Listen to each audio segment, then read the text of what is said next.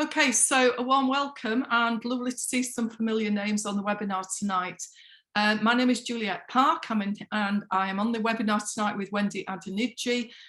For those of you who don't know us, we've been practicing teachers for many years. We've covered primary and secondary, and we are co-authors of a scheme used by thousands of primary schools across the country called the iLanguages Primary French and Spanish scheme. This webinar isn't for just users of the scheme, it's for anybody who is involved in teaching primary phonics. So we hope you get a lot out of the information. What I might do is just show you a little bit about what the scheme involves, because Wendy is going to touch on various aspects of the scheme. So it is useful for you to be aware of how the phonics is encompassed in a sort of fully comprehensive set of resources. So if you've never seen the scheme before, it's a 4-year Key Stage 2 French and Spanish scheme. We class it as stage 1, 2, 3 and 4 because we are aware that teachers use it at different points. It's suitable for non-linguists. So when Wendy and I started working on this scheme, and it's developed and been enhanced over time, at the time we started writing it, we noticed that a number of primary teachers were being asked to teach primary languages and didn't have the skills. The funding for peripatetics, etc., started to disappear. So we wanted to make something that was highly usable and user-friendly for teachers with limited linguistic skills. And we wanted to make it a scheme that would enable teachers to almost learn alongside the children. So it includes step-by-step lesson plans. It's got medium and long-term planning documents. We have run Ofsted training before with regard to the scheme because it's very detailed. Everything is in there that you would need. There's many different pedagogical approaches too that just come to mind. Talk for Writing and Kagan really help in terms of a collaborative approach and enhancing speaking and writing. It's fully resourced in that it has lesson plans and every single resource you would need to teach primary languages. So the beauty of it is you don't need to be dipping in and out of different resources or schemes. Everything is in it, including sound files, stories, games, animated video clips and video clips that were filmed in Bordeaux and Alicante. We also include assessment materials, and these have been updated over time. And then we have a smartphone and tablet app that is typically used either in the classroom if you have iPads, or the children can use the app to reinforce their learning when they're at home. The other aspect, which is a very important aspect, is a strong phonics focus, and we have a number of ways of introducing and teaching and building that sound spelling link, and Wendy is going to go into detail about this tonight. Just to mention, I am secondary based, and this is so important now because of the new GCSE. You may be aware it is changing. Again, Wendy is going to talk to you about why building that knowledge of phonics at primary level is going to really help children once they get into year 10 and 11 and face that GCSE, which will first be taught in 2024. So what I'm going to do now is pass over to Wendy. Just bear with us while we just change host, and then Wendy will be able to present from her screen. Just bear with me a second. Everything gets out of sync. Let me just move that out of the way. Right, Wendy, just bear with me a second. So you should be co-hosts now, and you should, Wendy, be able to share your screen. Let me know if you have any problems. I can make you host if that might work better. No, we're good to go. We're good to go. Can you see that okay? Yeah, it says you started screen sharing. We just need you to pull up your PowerPoint.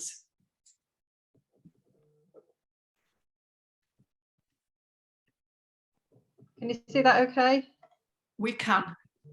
Excellent. Great, okay. Good afternoon, everybody. It's really great to welcome all of you here today. It feels like it's gone back to teaching when we had lockdown, when I'm just sort of staring at a blank screen and I can't actually see anybody's faces, but I know there's people out there. And as Juliet said, we are recording this. So if you have to go halfway through or you want to share it with some colleagues, then you'll be able to access this later on our website, and also we'll send out the link. I'm just advertising the book that Juliet and I co-wrote, and it was published just in February this year, called Tried and Tested, The Ultimate Guide to Teaching Primary Languages, which obviously I recommend because I co-wrote it. But what we wanted to write was something really practical and user-friendly. So it is based on good practice, on research, but it doesn't have reams and reams of research. It's very much practical activities that can be used in the classroom tomorrow. And there is a whole chapter that I wrote about phonics on it as well. So if you want more details on that, you can just type in our names and it will come up in Amazon. You can also get it from John Catt, which was the publisher. So first of all, I want to say that phonics is not a new thing in modern foreign languages. So the Key Stage 3 National Curriculum Programme of Study, which came out in 2014, talked about the fact that pupils should be taught to explore the patterns and sounds of language through songs and rhymes and link the spelling, sound and meaning. And that is in essence what phonics methodology is all about, even if it doesn't use the word phonics explicitly. My own background in this is that although I'm secondary trained, I taught in a primary school for 5 years between 2006 and 2011. And it was during that time that I was going in and teaching every class, including reception and year 1 and 2. And I also observed the teachers there teaching synthetic phonics in English, so teaching children to read and write in English. And I realised that there was great potential for us to use that same methodology in language teaching. And in fact, it would in many ways be a lot easier to do it in language teaching because our rules are much, the rules in French, German and Spanish are much stricter and have much less exceptions, unlike English, which I'll talk about in a little bit more detail. However, there is a bit of history around this. There was an Ofsted MFL research review of June 2021, and it explicitly talked about the 3 pillars of progression in the curriculum: phonics, vocabulary and grammar. Now, vocabulary and grammar are very well known to languages teachers, although there's lots of different discussions around the methodology of what's the best way to teach a language. We all do use the grammar method, we teach grammar, and we always teach vocabulary. But phonics has been the poor relation up until now, and it's a good thing, I think, that it's been very explicitly defined now in this research review. So it's defined as the system of sounds of a language and how these are represented in written words. It also talks about the fact that clear and reliable pronunciation and the links between sound and spellings are integral parts of second language learning. So therefore, the idea being that rather than teaching children how to pronounce all the different words separately, so you teach them lapin and they all learn lapin, you teach them chat and they all learn chat, what you do is actually teach them the rules of pronunciation. And so when they look at a word and they see the IN sound in lapin, they would know that that's always pronounced in the same way in French, in the an sound. And therefore they would just learn the rules of pronunciation and then apply that to every single new word they meet. And obviously in an ideal scenario, that means that they could come across new words that the teachers never pronounced before, which is modern learning. Could I just ask if you've just joined, please, if you could mute your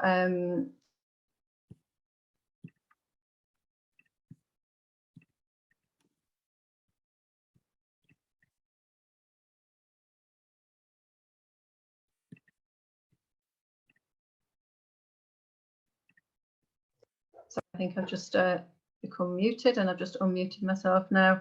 So when I was taught languages in the 1980s, there was no sort of phonics type methodology. We were just taught how to pronounce all the words as we met them. And I think as I was learning Spanish, for example, I remember sort of struggling and thinking about the fact that C was pronounced in 2 different ways in Spanish, either a hard C, a k sound, or a soft C, a s sound or a th sound. And I remember over time sort of working out the rule to myself. I remember working out the rule of the nasal sounds in French, but there was never any specific teaching around them. So the idea is that if we're very specific and we teach these sounds and we teach the phoneme grapheme link, then children and young people, when we teach them French or any other language, can then apply these rules and they become much better language learners, their pronunciation becomes better, but also they become independent enough to be able to read new words and decode new words without the teacher's support to model it. So it is definitely worth having a look at this research review, even if you just read the executive summary at the front, or even just a section on phonics. I highly recommend it. It also talks about high quality language education may have the following features. Now that really in Ofsted speak means does have the following features. So they say that we don't specify any particular methodology, but really they do. And in fact, as part of this session, I'm going to be showing you snippets from the Ofsted crib sheets for primary languages. So I don't know if you're aware, but recently there's been a lot of training for Ofsted inspectors on all the different subjects and how to inspect them if they're a non-specialist. And a crib sheet was produced for the secondary and the primary version of each subject. But in addition, a whole set of training materials, so the sorts of questions to ask and what would be a good answer and what would not be a good answer, would be a weak answer. So I'm going to show you some snippets of these because they really give us some insight into really what's expected in terms of phonics in particular. So, the Ofsted Research Review talks about curriculum plans needing to show clear logic behind progression in phonics. So it shouldn't be incidental. So when you come across a new word like poisson and you decide to teach the wa sound, it shouldn't just be, oh, I'm just teaching it now because I've come across it, because in that way some phonemes could get missed out and it's not systematic and there isn't that sort of repetition put into place. So if you're familiar at all with early years and reception and year one teaching of synthetic phonics in English, Ofsted expects a systematic teaching of phonemes, so it needs to be taught and then reviewed, and it's exactly the same in teaching French. So we need planned practice and review of phonemes. And then I think this is just important for you to be aware of, even if you're teaching primary children. Juliet talked about how this will be children who are currently in year 8 are going to have this new style exam, which has been specifically designed around the 3 pillars of language learning, and phonics being a very important one. So the children that you're teaching in primary schools will all be taking, hopefully, the vast majority of them, with the government's target of 90% doing the EBAC, hopefully the vast majority will be taking a foreign language and will be examined in this way eventually. And for the first time ever, GCSE specifications, the DFE said that children or young people must learn and apply the principles by which spelling represents sounds. And also they have to undertake dictation. So that means that they will hear some short spoken extracts and they have to write down word for word exactly what they've heard. And in fact, I was the last year to do the old O-level back in 1987, and we had a dictation as part of our exam, and it just goes to show everything goes in full circle. So nearly 30 years later, we are having a dictation back again.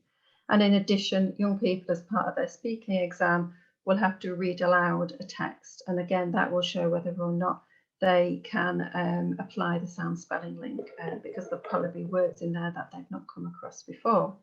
So again, if you're interested, when we send out the PowerPoint to go with this, you can access that link. So I mentioned before that I'm going to show you some of the primary Ofsted primary MFL training materials. This is a section from the Aid Memoir, so it's just a one-page section, and we're happy to send this out along with the PowerPoint as well if you want to see the full thing. So it talks first of all about pillars of progression. So rather than Ofsted saying that this may happen, this is what really is expected. So progress in languages should be made along the 3 pillars, and it explains what phonics is. A bit lower down, it says pupils must focus on how phonics, grammar and vocabulary combine so they can understand and produce ever more complex language. And that is important, by the way, when thinking about your scheme of work for Key Stage 2, that you do need to make sure children are making progress, for example, across the different tenses, that the tenses are becoming more complex. It can't just be them learning lots of things in the present tense and lots of vocabulary. They do need to be able to show progress. And equally, that there are vehicles to combine phonics vocab and vocabulary. And then another part of this, when you're asked, can you show me where in the scheme of work in the lessons will I be visiting? You'd be asked about how does this build upon previous vocab, grammar and phonics that's been previously learned? What is new? What is recycled? And you're also asked, I don't know how exercise books can show an ambitious level of phonics unless you do ask children to do some activities in their exercise books. You might ask them to do some little transcribing, which is another way of saying dictation. So they might have to transcribe words or phrases or short sentences into the language when they hear you speaking. So you might want to make that really clear in your exercise books or the work that wherever children do work for you, that they're doing a transcription activity, and then you could point an inspector to that. And then in terms of pedagogy and what's seen in the lesson visits, then again, the inspectors will be looking for activities that support the curriculum intent and building phonics, grammar and vocab to create and understand more complex and lengthy language. So I will come back to some of these Ofsted materials a little bit later, but first of all, because I'm aware that some of you might not know the answers to some of this, I want to demystify some of this language that I'm using. So my first question for you is, what is a phoneme? So if you won't mind just thinking about that to yourself. And then I'm just going to ask you to put this in the chat, just so that I know there's some people out there, because at the moment, all I can see is my screen. I can't even see any of your lovely faces. But if you could put in the chat, if you could give me an example of a phoneme in English, if you want, or if you're feeling really daring. We've got some in English, thanks. That's a TH, SH, thank you. AU, these are all phonemes in French and English, actually, fantastic. We've got the WA phoneme. And if you're feeling daring, if you haven't put anything in, have a go at a phoneme in French. Well, actually, you're putting in the grapheme, just to confuse you a little bit. Thank you, everybody. It's really good to know there's some people out there. I feel like I'm not alone anymore. So I've got some examples here, and these are some of the same ones that you gave me. So we've got a few examples in English, sh, s, r, and then that OUGH. Now, I didn't say that, I just spelt it out to you, because there's actually 7 different ways to pronounce that in English.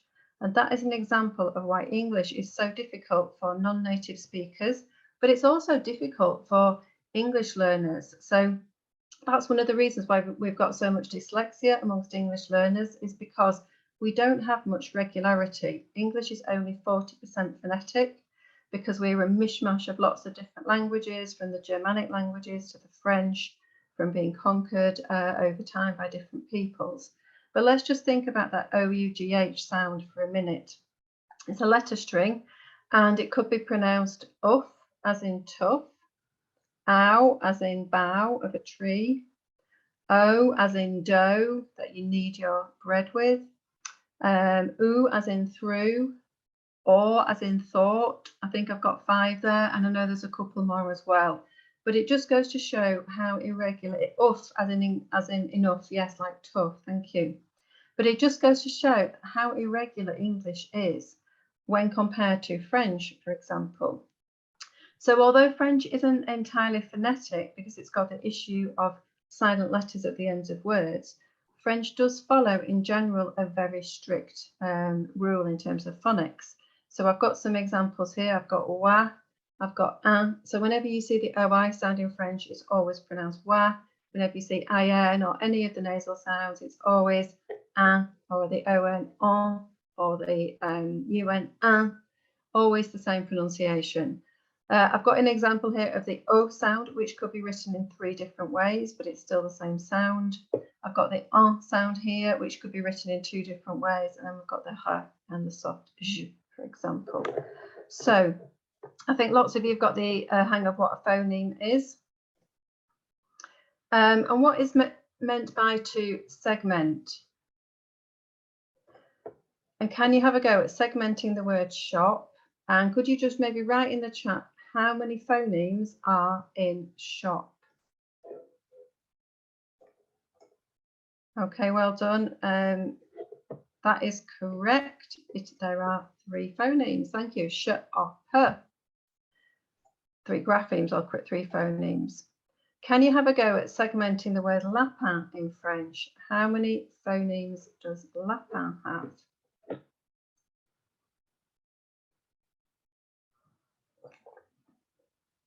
You are a fantastic class today. Thank you, everyone who's taking part. Yes, there are 4 phonemes in lapin. We've got l, a, un. So it's important to remember that phonemes are not the same as letters of the alphabet. Sometimes they are, but sometimes they can be a letter string of 2 or 3 in French, different letters. In English, you can have letter strings that are 4 letters long as well.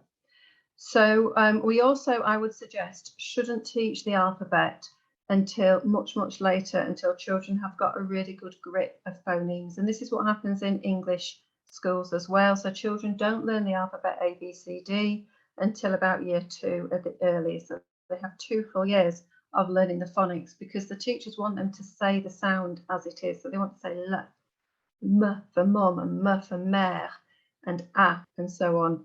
And they don't want that to be confused with A, as in the letter A in the alphabet. So if you do teach the alphabet early on, I would push that way back. In our scheme of work, we don't teach that until year 6, which is when we hope the children have that really securely. And what's meant by to blend? Well, if we segment a word, we split it up into its component parts, and then hopefully you can work out that blending means drawing the individual phonemes together to pronounce a word. So I remember when my children were younger, learning to read, and they'd come across a new word and they would sort of segment it out, they'd split it up, and they'd sort of go k-a-t, and then they'd push the sounds together and say k-a-t, and then they'd try it a few times and I'd go, come on, come on, come on, you know the word. And then eventually they'd say it and it would make sense. It would be a word that they would know.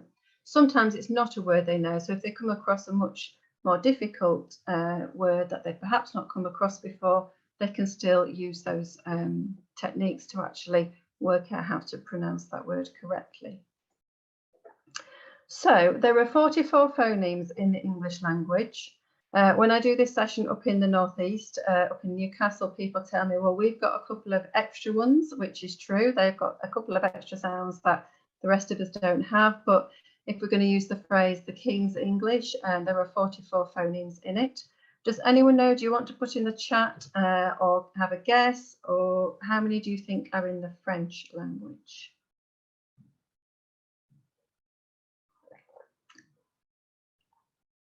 We've got question marks, we've got 33. Anyone else want to have a go? 35, you're close. Oh, Nejan Sebastari, you are correct. Okay. There are 36 phonemes in the French language. And if you speak any other languages or are interested, there are 25 in Spanish. Spanish is a very phonetic language. It's 99% phonetic. We are, by the way, going to be doing another session on Spanish phonics in a few weeks as well. So we'll let you know about that.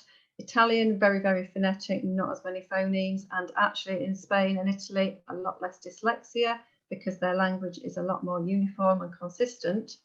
And in German, there are 44 phonemes, just the same as in English. Now, let's just think for a minute about the challenge of cognates. So cognates are words that are either identical, or near cognates are words that are very similar to English. There's a big challenge there because when children see those words, they immediately recognize them. And guess what? They want to say them with English pronunciation. So we need to really train children not to pronounce, so to say cognate, brilliant, you understand it, you know the meaning, but a little light bulb needs to go on in your head to say, you pretty much will be sure it won't be pronounced the same way as English. And a really nice activity to do when children are a bit more secure with phonemes, or for older children, if you haven't used the phonics methodology, but you want to sort of row back a bit and get them to think about different phonemes, is to ask them to pronounce or say the words in English and then to say them with the French translation. And I'd ask you to do that for a minute in your head. So if you, or you can listen to me doing it. And as you're listening, I'd like you to have a think about what do you think are the phonemes in the French language that are particularly difficult when children might mispronounce them because they're very different from English. So agent, agent, euro, euro, chocolat, chocolate, prince, prince, rugby, rugby, dragon, dragon. And if we do that comparison activity, and either you as a teacher could do it, or if the children have got a good enough knowledge of the language, they could do it, then you can draw out some key phonemes that are very different. So we don't need to teach all the phonemes in French. We don't need to teach all 36 because around 14 are identical. So the P of police and the P of police is identical. The M of mum and mère is identical. N is identical, and so on. D is identical. Lots of consonants are identical. So you can forget those because the children are going to get them right without you teaching it. So let's focus on around the 22 phonemes that are very different when you compare English and French. And in addition, we need to focus on silent letters at the ends of words in French as well, because that's a really important rule.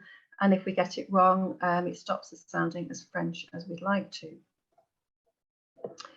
So what do we think are the most difficult for English learners? So if you want to put any ideas and thoughts in the chat from your experience of teaching French, what do you think children and young people often struggle with most? So thanks, Helen. You've put U, R, W, K, definitely. The je sound, the K again from Susie, thank you. Yeah, I'd agree with all of those. I think lots of you are saying the QU sound is quite a high frequency sound, isn't it? Because it comes up in the question words. Nasal sounds, that's right, Sophie. And I would say that if you, as I do children, if you can have a go at nasal sounds, you don't need to sound perfect, but if you can make an effort, you sound a lot more French when you're speaking. So these are some of my suggestions. It's not a comprehensive list, but these are some of the key ones, and they very much tally with what you've told me. The government, in its document around the new GCSE specifications, came up with a list of French phonemes, which was exhaustive. These are the vast majority of these. There is the IL sound. It's not that frequent, but it does come up in the high frequency word famille and also fille, family and girl. And then lots of children pronounce it wrong. They say famille or feel, and it doesn't sound good at all. So it is worth teaching that, even if it's not so high frequency. So I'm going to talk you through two methods of teaching phonics that Julia and I have used both ourselves in teaching primary, and also we've written these into our scheme of work. Now, the first one is the gesture method. And we were lucky enough to come across a French lady called Marie-Pierre. I think she's based in Sheffield. She's come over, she got married here and has had children, but she's spoken French to her children and she teaches French. And she discovered that there's a method for dyslexic children in France where they can learn the important sounds, the difficult sounds linked to an action. And this is very similar to the English method. So there's quite a few methods for teaching English synthetic phonics going around. There's Jolly Phonics, there's read, write, ink, and so on. And the one that I remember seeing my own children learn was Jolly Phonics. And there was an action to go with each sound. So was and that was ants going up the arm, was like that, and it was a snake. And so the idea is that not for every child, but for some children, the action can help them to remember and can help to unlock the sound and the meaning. And so Marie-France recorded some video clips for us that we include, particularly in our Year 3 scheme of work. So it's really important to start teaching phonics as soon as possible. Not in the first lesson. Children do need to have some language to hook their learning onto. So after 2 or 3 lessons, you can start. And we use this gesture method a lot in Year 3. And after that, we move into a different method using the Planets Phonics methodology, which I'm going to show you. So I'm going to show you a couple of examples of these really nice video clips.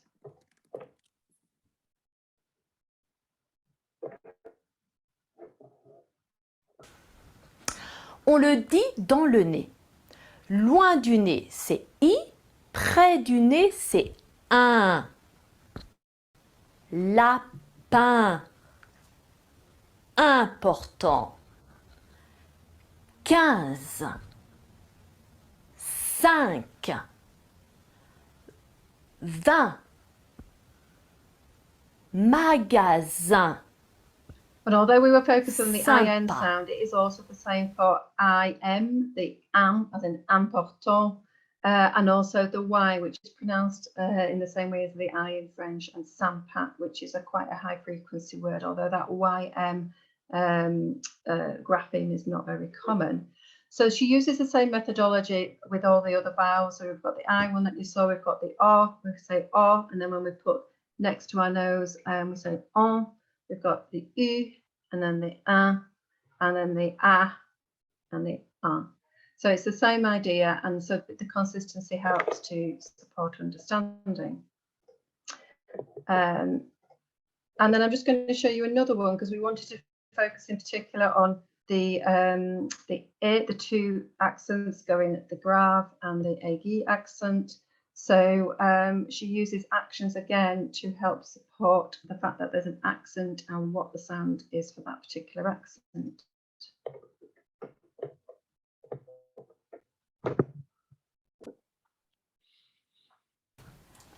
On met la main en arrière et on ouvre bien la bouche et on dit « est ». Très. Frère. C'est. J'ai. Anglais. Tête. Poulet. 16. So it's really helpful as well that we can see the words coming up and we can see the graphemes that are linked with those sounds, and we can see how they can be spelt in different ways. And then obviously when she has the air sound as in regarder, then her hand goes in the opposite direction. So there's a whole series of video clips integrated, and I personally really like the fact that I'm listening to a native speaker. So I only started learning French when I was about 9. My accent isn't perfect, but the more I listen and try and copy a native speaker, then the better chance I have at being as accurate as possible. And all of our resources have native speaker voiceovers, so the teacher and the children can listen to a correct model of pronunciation, which is so important. I'm going to move now to another part of our methodology, which in our French version is called Planète Phonique, and in the Spanish is Planetas Fonéticos. And this is a methodology that I developed in the few years when I was working in a primary school. And I trialed it with year 4 and 5, and I found that by the end of it, when we'd covered all of the important phonemes, the children, first of all, loved learning about a different phoneme each week. And by the end of it, end of year 5 and then going into year 6, I could give them sentences and texts that they'd never seen before, and they could read them accurately. And these were children from a very sort of typical prior attainment level. They were certainly not particularly bright children. They were very average, really. And I remember one boy who I taught over the 4 years that then left and went to secondary school. And I happened to see him one day when he was in year 7, and I said, "Oh, how's French going at your new school?" And he said, "Oh, it's dead easy." He says, "Everyone else says, où habites tu? And it's où habites tu?" And he was just really proud. He was very sort of rough and ready boy, but he was really proud of the fact that he could pronounce French properly. And he had that feeling of self-efficacy, which then breeds confidence, I believe, when teaching, when learning another language. And I think, again, I do remember my own children learning French at school, and I remember my son coming back one day from school and saying, I said, "Oh, what do you know in French?" And he said, "Well, I just know lots of words, but I can't say anything." And I said, "Well, what do you mean?" And what he meant was he'd been taught lots of individual nouns, but he'd not been taught to form sentences and how to actually pronounce them properly. And a lot of people associate being good at a language with being able to speak it. And they think, well, if I can't speak it, what's the point? Because obviously, one of the whole points of learning a language is that you could actually go to the country, and you might not be fluent, but you could hopefully order something in a restaurant or a cafe, you could buy something, and you could have a go at making yourself understood. So the link between speaking and self-efficacy in a language, I believe, is so important. So this is a little sort of mini piece of teaching that takes 10 to 15 minutes, depending on how long you want to spend on it and how long you want to give the children to practice. And we take a particular, you won't mind just muting yourself, please. Thank you. We take a particular phoneme each week. Can you think of any words? So we ask children with to the think of wa words with the wa sound in. So we've chosen wa. And I would ask them to put their heads in their hands, to shut their eyes and not look at any display. And they would say things like, could we just mute ourselves, please? Thanks. Don't touch anything there. We're going out now. Oh, I think somebody hasn't muted themselves, never mind. So they might think of words like poisson, boisson, oiseau, au revoir, noir, maybe. And if they've only been learning French for a few weeks, or I would say that they still have got a good number of words. So we think of numbers 1 to 10, greetings, animals, colours, maybe parts of the body. They will have a good amount of vocabulary to hook this on. We will then go and visit La Planète Oie in this case.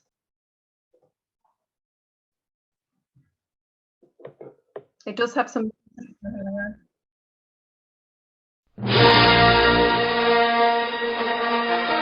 think I've got a little bit of delay with my sound. So what we hear is La Planète Oie. So we go and visit La Planète Oie, and we only hear, we can only find words that have got the wa sound on in this planet. It's really nice to do a display of it as well. And then I've seen teachers put the words with those words on the planet as well, or they ask the child to take the planet off the planet of the week. It works really effectively as well. So you take toi, croissant, noir, poisson, oiseau. So you'd hear these with a native speaker voice. I've just got a bit of an issue with getting my sound across to you at the moment. And this very much links with the English method of synthetic phonics, where children learn words grouped by sound rather than by topic. But it's also a really good way of revising words that they've learned in previous topics and then looking at them from a different perspective. We would then ask children to listen to 2 words or phrases and choose which has the wa sound in it, the first or the second. And they just have to put up 1 finger or 2 to tell me which one has it. And this is called a micro-listening activity. So they just listen for the actual sound. And if they can start to understand that whenever they hear the wa sound, it must be spelled OI, they're then starting to make the sound spelling link, and they're able to build up their knowledge of vocabulary over time.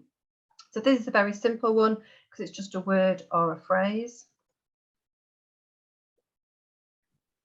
I think that one came out okay. So we heard La Côte d'Ivoire, Le Cameroun. And it's important probably that they don't even know the word, so we're just thinking about sound. So that would be the first one. And then we can check and see what the spelling was of those words. Marie-France, François, so that would be 2. François. Now that is at a very simple level. At a more difficult level, children would hear a song or a rhyme, and then they could do a tally on mini whiteboards, for example, of the number of times they hear a sound.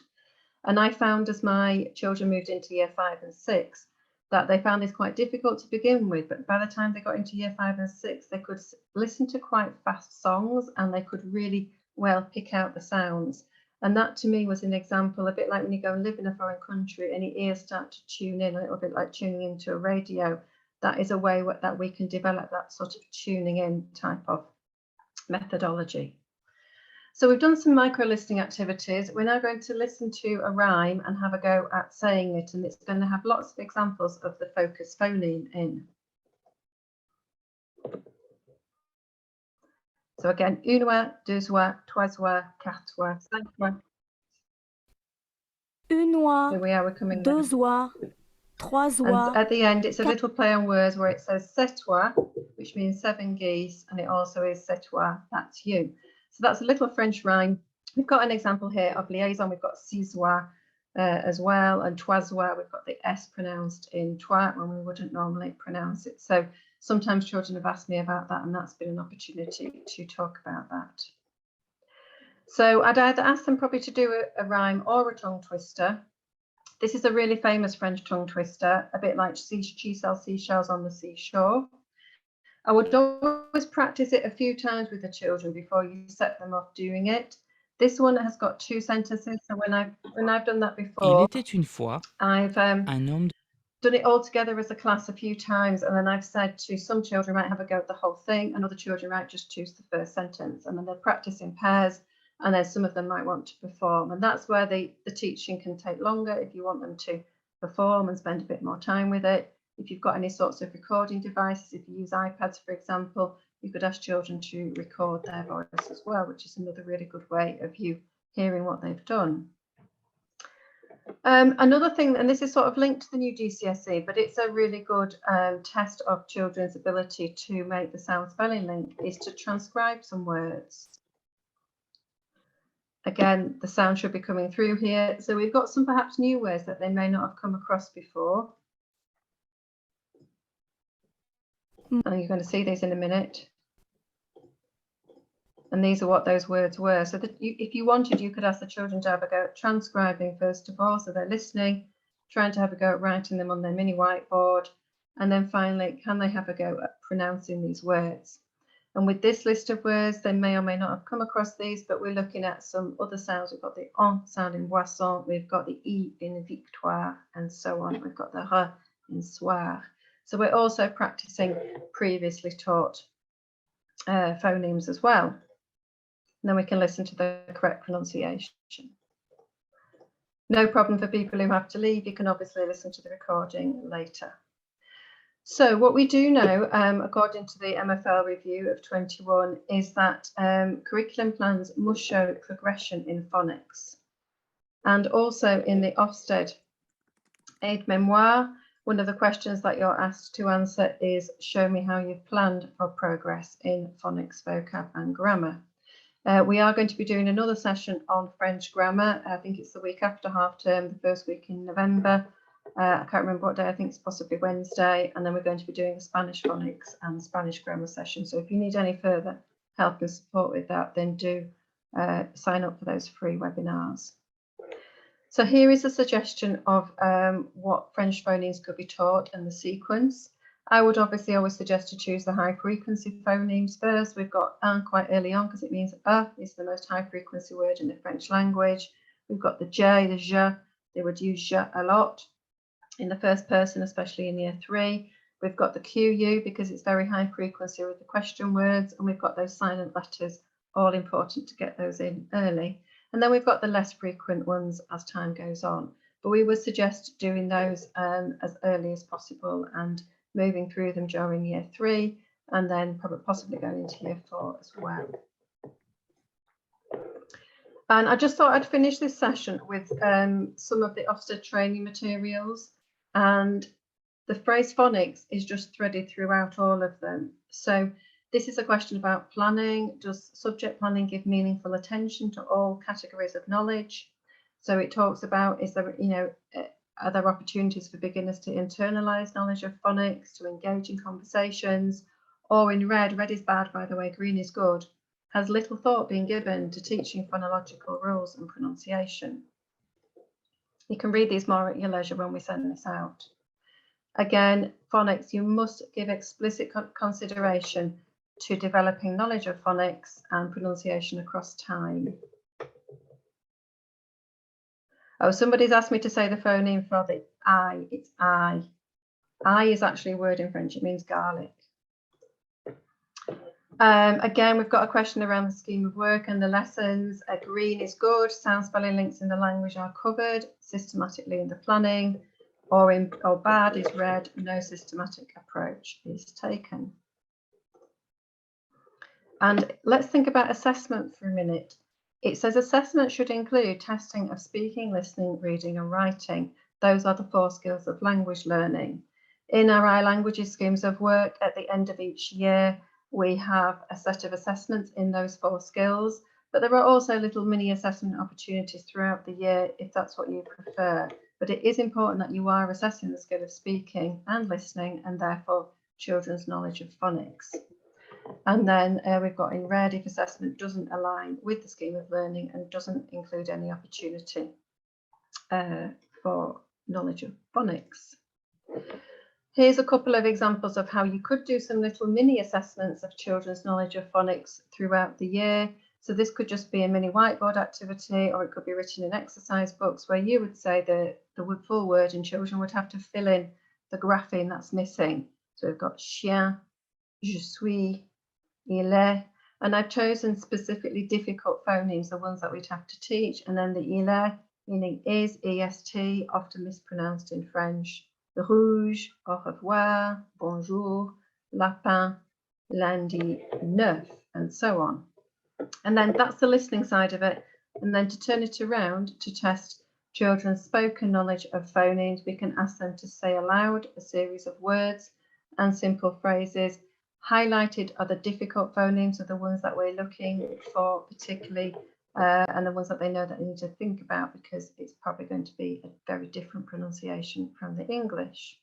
I'm glad you look at assessment in the green. Fantastic. So let's just move on now to opportunities for quality of systems and support for staff development. So Ofsted say that where there are no language specialists, teachers should have access to detailed schemes of learning and sequenced resources. I often go into primary schools now as part of my work to support them with how they're teaching languages.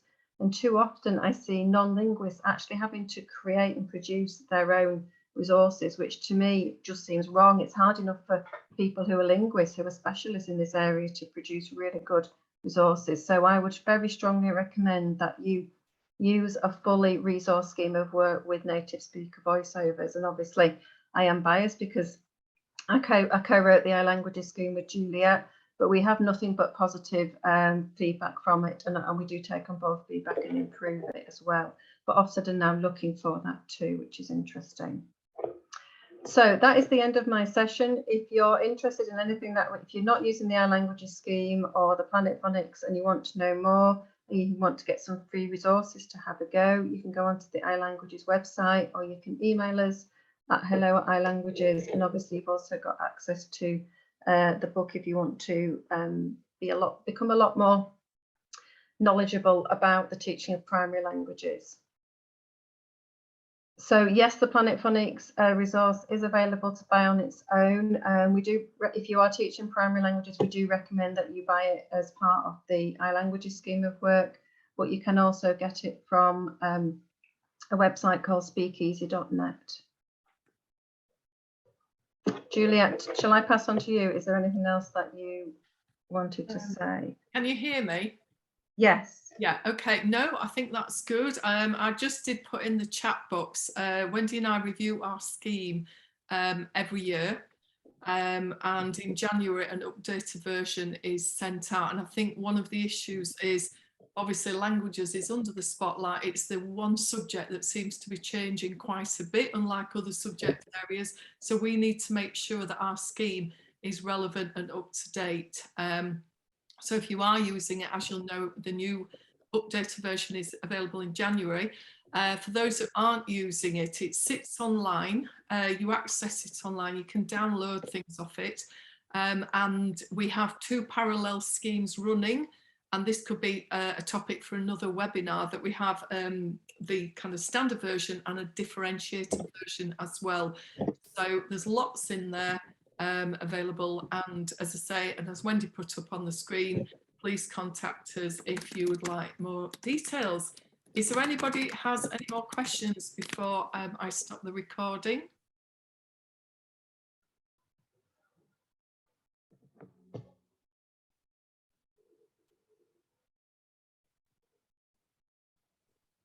Okay, so I'm going to pause the presentation now. Thank you very much for everyone. We will send you a link out to the video shortly, and then you will be able to share that with your colleagues. But thank you very much, and thank you to Wendy as well, and have a lovely evening.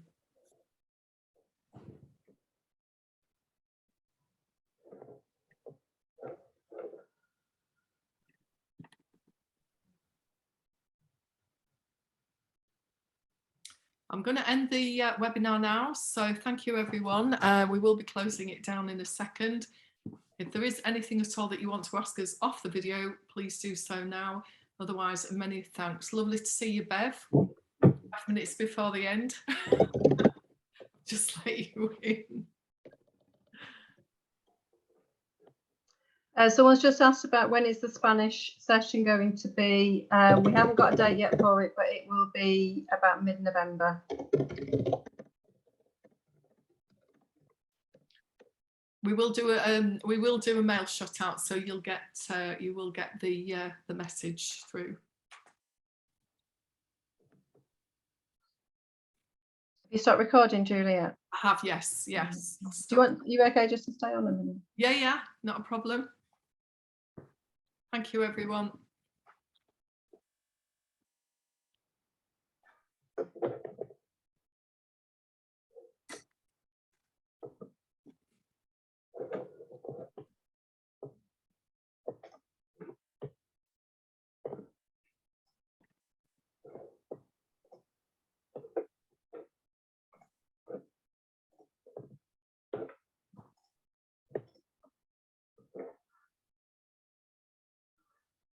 Or if you want, I can just give you a ring.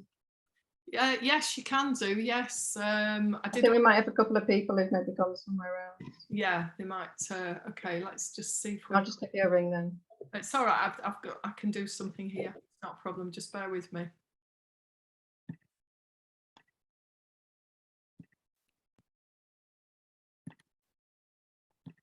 Okay, I think, is that it? Yeah. It's really weird when your screen, let me just show you, is coming up like this. I can't see anything at the moment. I can't see you. Oh, really? Oh, right. Hang on. You can't see me. Hang on. I can just see it says Juliet Park at iCloud. Yeah, a second. Right. Don't know why. Start video. Hang on a minute. Do you know what? I'll ring you. I'll set up a new Zoom and ring you. Okay. All right. I'll just send you another link. Bear with me. Cool.